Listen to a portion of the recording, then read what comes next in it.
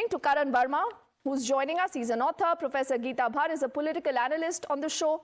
Feroz Bhakt Ahmadji is a former chancellor of the MANNU. He's joining us from the national capital.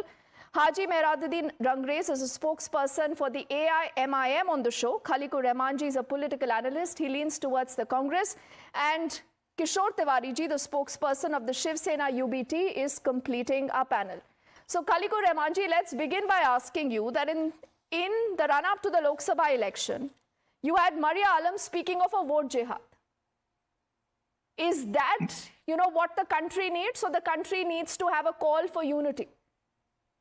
Her remarks are totally unacceptable, and we don't subscribe to that ideology. That's the ideology of the RSS.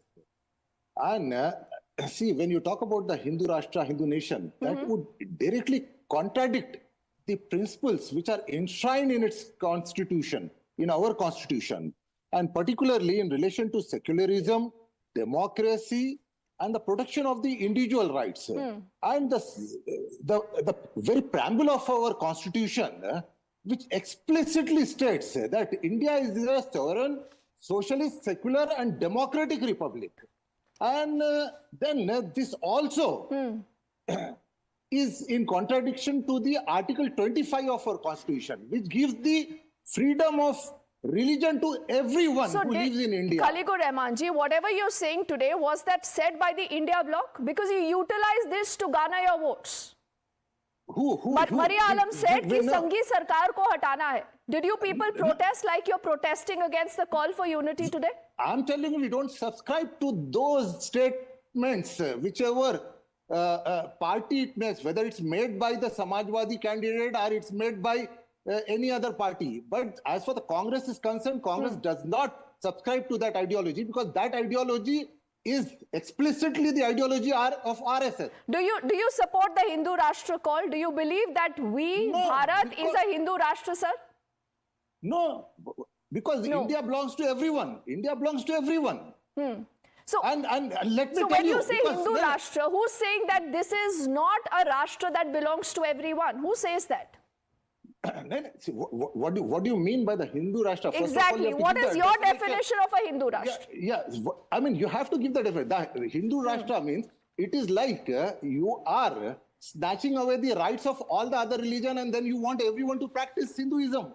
Which is where is this definition, sir? Khalikur Rahmanji, Khalikur Rahmanji, where is this definition from? That is my understanding of. That is your understanding. Exactly what I said. There are certain political parties, sir, in the country who've been trying to whip up this narrative because they don't tell you that it's a Hindu Rashtra because you have more than 80% Hindus in the country. But what works for you, and let me quickly get in Haji also here, Mehraduddin Rangrez, before I get in Karan and also Kishore Tiwari ji. Now, Haji Mehraduddin Rangrez ji, आप मुझे ये बताइए that अगर ये कहते हैं RSS के प्रमुख कि सबको इकट्ठा होना चाहिए, अगर हम बटेंगे तो उससे किसी का फायदा नहीं होगा, तो इसमें हिंदू मुसलमान का एंगल कौन ढूंढता है, सर?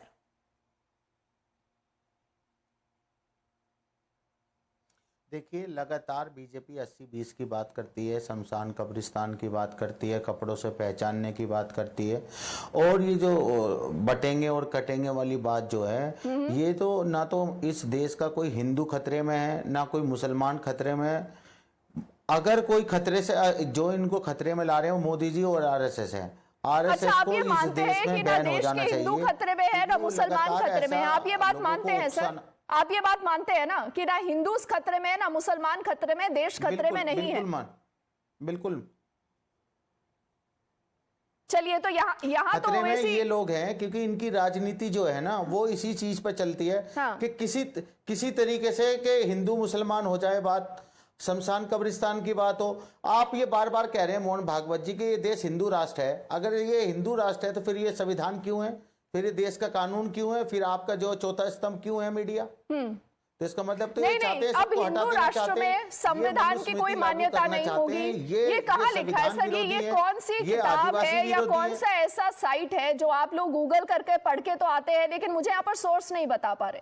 खलीकुर रहमान जी ने भी कहा कि मेरी पर्सनल डेफिनेशन है, तो ये भी आपकी पर्सनल डेफिनेशन हुई ना? ये डर कौन फैला रहा है, सर?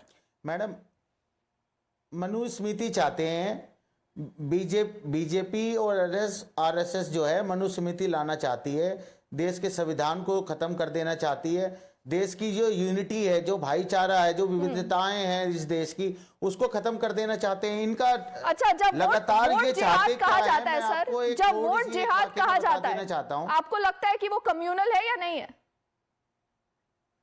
मैम एक मिनट, अच्छा मैम सुनिए, भाजपा चाहती है कि एक ही भाषा हो, एक ही खाना हो, अच्छा, एक ही कपड़े हो, कहां से एक ही संदेश चुनाव आया है हो, सर आपके एक ही पास? धर्म हो, एक ही नेता और एक टाइम की प्रजा हो।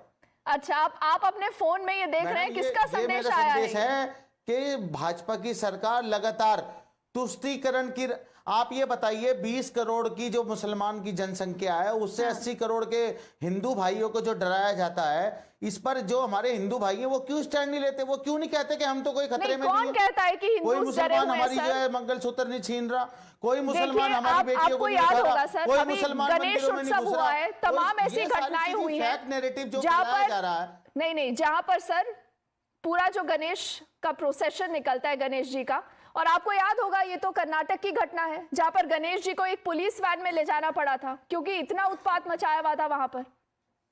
लेकिन हिंदूज ने कभी इस तरह का प्रोटेस्ट नहीं किया, ना किसी ने कहा है कि खतरे में है, ये देश सबका